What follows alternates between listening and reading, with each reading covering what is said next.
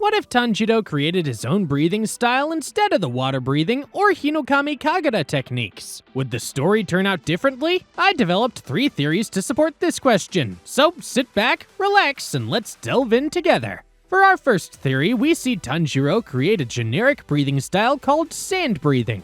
Let's be real, this new breathing style flops big time. We can imagine that under Urokodaki's severe teaching, Tanjiro is still unable to learn water breathing, so he puts all of his efforts into creating a new breathing style that suits him better. He spends months trying to manifest a whole new style, just so he can escape learning water breathing. Sabito and Makomo's intense training helps fuel Tanjiro's inspiration for his new breathing style. With this, he channels all his mind and will into this attempt, which was only achieved by pure geniuses in the past and would be a near impossible task for him to accomplish. Tanjiro lands a perfect slice on the boulder, knowing that he's achieved what Hashira have failed to do. Urokodaki witnesses Tanjiro swinging his blade around, moving like a tornado, and fully manifesting sand breathing. Now that Tanjiro has created a whole new style, we assume that he can only manifest one form alone. Let's call it Punishing Hurricane. Since he only masters 1 or 2 styles at this stage, his battles from here on out are completely different because he's a significantly weaker version of the Tanjiro we all know and love. Tanjiro still meets Zenitsu and Inosuke. Now, let's pick up from Mount Natagumo, which is where Tanjiro has his first power-up. Let's imagine that the story goes on like it does in the original plot. Now, this fight would feel sort of the same, with Tanjiro easily overpowered, going on a losing streak against the lower moon demon Rui. And then it clicks, the Hinokami Kagura, but this time it's different. Tanjiro can't be perfect, but even though this arc remains the same, he fails to execute it because he doesn't have the calm movements or water breathing, so he hardly unlocks his full potential. This changing breathing style heavily affects how Tanjiro sees his fights and his overall battle IQ. In this timeline, Tanjiro is almost outmatched due to his imperfect breathing style, and in the final fight against Muzan, this would play a crucial part, as Tanjiro's normal and calm behavior is replaced by a more confused and strained one. Tanjiro ends up struggling not only against Muzan, but throughout the whole Infinity Castle. He finds it almost impossible to land a final blow on Akaza, and as the Demon King, he needs Gyu's constant watch over him to navigate the castle. Here, Tanjiro's no match for Muzan. He's not able to get in close without people backing him up. Though Muzan gets defeated by the combined efforts of all the Demon Slayers, Tanjiro would never be able to meet his true and destined potential. That was only the first theory, and trust me, the next 2 will blow your mind. Tanjiro's adventure is just getting started, so stay right where you are. For my second theory, let's imagine Tanjiro actually creates a very powerful breathing technique. For this, we'll use something completely unexpected, like void breathing. Now, the concept of this breathing style is wild because Tanjiro can control and manifest the infinite void itself, giving him a whole new personality and level of power. Just like before, Tanjiro develops this breathing style after receiving inspiration from Sabito and Makomo. He is immediately recognized as a prodigy by Urokodaki and easily aces the final selection. As the story progresses, he becomes stronger and effortlessly creates new forms, defeating lower-class demons and even some of the bigger threats. Then, during the Mugen Train arc, the struggle in the dream sequence becomes far less intense. Just like in the canon story, the events still unfold the same way, leading to Rengoku's tragic death. Tanjiro proves far more helpful, making the fight against Enmu much easier to win. The Entertainment District arc also plays out the same. The only difference is how Daki and Gyotaro perceive Tanjiro, labeling him a Hashira-level threat, which makes them feel a sharper sense of fear toward him. Tanjiro easily holds his ground against Gyotaro and overpowers Daki in one-on-one combat with each of them. This shows the power difference in this timeline. As the story continues, Tanjiro begins to uncover the mysteries behind the overpowered breathing style. He learns that he gained this ability because of a tear within his inner mind. He also realizes that others who have obtained void breathing were eventually consumed by darkness. Muzan sees this as good news, since this style is the only one that can rival him in raw strength, including sun breathing.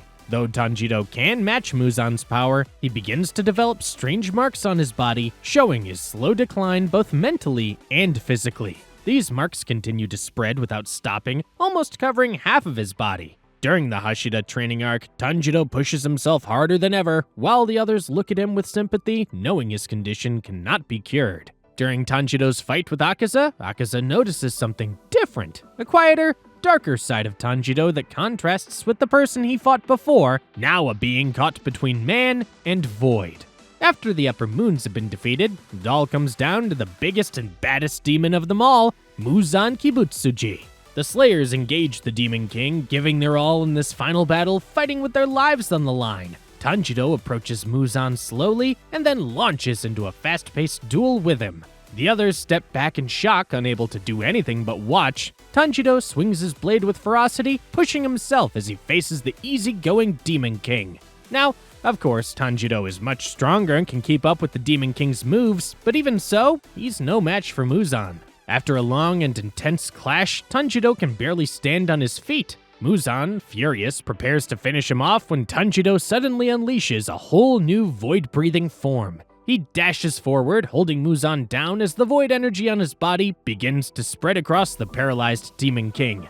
Looking back, Tanjiro tells the Slayers to take care of his sister and to live their best lives without crying for him. In an emotional scene, the area darkens and dark matter fills the battlefield. Tanjiro and Muzan become completely covered in void energy. Muzan, confused and terrified, struggles against Tanjiro's grip. With a look of no regret on Tanjiro's face, the two explode in a massive void wave that spreads across the battlefield, repelling the Demon Slayers and saving them from certain death. In the end, Tanjiro is remembered as the dark hero who saved the world.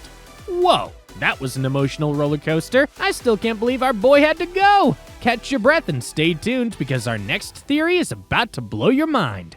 Now, doesn't it seem a little strange that Tanjiro just created his own breathing style and that was it? What if Tanjiro could actually master more than one breathing style? Now that's our third theory. This would mean Tanjiro still learns water breathing under Urokodaki and continues the story just as he does in the main timeline. But things take a different turn on the Mugen Train. Tanjiro feels an emotion similar to the one he felt after seeing his dead parents. His body feels different, his limbs tingling. As he throws his sword, he channels the impact of a completely new breathing style called spirit breathing. He doesn't notice it at first, but long after the fight, he begins to remember the sensation and seeks guidance from Shinobu. After a brief test, he unleashes a powerful spirit-like attack that leaves Shinobu and the others stunned by what they just witnessed. When he later meets Ubuyashiki, it's revealed that spirit breathing is a style that Tanjiro manifests due to his ability to control other breathing styles, much like his great ancestor, Yorichi. Tanjiro instantly gains respect and is offered a Hashira rank, though he humbly declines because he wants to remain with his friends. Ubuyashiki honors his choice and allows him to continue as he wishes. Tanjiro becomes so strong that challenges that once seemed impossible now feel effortless. He defeats demons with ease, and best of all, his strength allows him to save Rengoku from his tragic fate. He doesn't even need to activate his Demon Slayer mark. Keep that in mind, because his mark becomes very important later in the story. At this point, Tanjiro becomes a major threat to Muzan. Even a glance at him triggers Muzan's deep-seated fear and trauma. Tanjiro wipes out Upper Moon demons effortlessly, and his natural breathing style lets him shift between different forms mid-battle. With the combined form of water breathing and the Hinokami Kagura, Tanjiro becomes one of the greatest demon slayers to ever live. In the final battle against Muzan, Tanjiro vows with his life that no one will die. Muzan stands tall before the Slayers, but his body weakens as he faces Tanjiro and sees the Hanafuda earrings. The Demon King attacks with all his might, but Tanjiro's strength is too much to counter. Tanjiro pours every ounce of his emotion into the fight, activating his Demon Slayer mark and matching Muzan's power. After a long and grueling battle, both warriors are left exhausted, barely standing.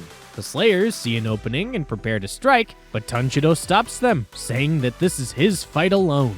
As they hold back, Tanjiro gets up and charges one last time. Muzan delivers a brutal blow, but it turns out to be a spirit clone. Tanjiro appears behind him shouting "Muzan!" and slices off his head, cutting him apart piece by piece, just like Yorichi once did. Muzan struggles to regenerate, veins bulging with rage as he looks up and sees Tanjiro standing before him like Yorichi reborn. The sun rises, burning away the remains of a once mighty Demon King and marking the Slayers as champions of a new era. So, there you have it. My 3 theories about what could happen if Tanjiro created his own breathing style. What other outcome do you think is possible? Let me know in the comments. If you loved this video, you'll definitely enjoy this next one. Click the video on your screen to watch. Go on, click it!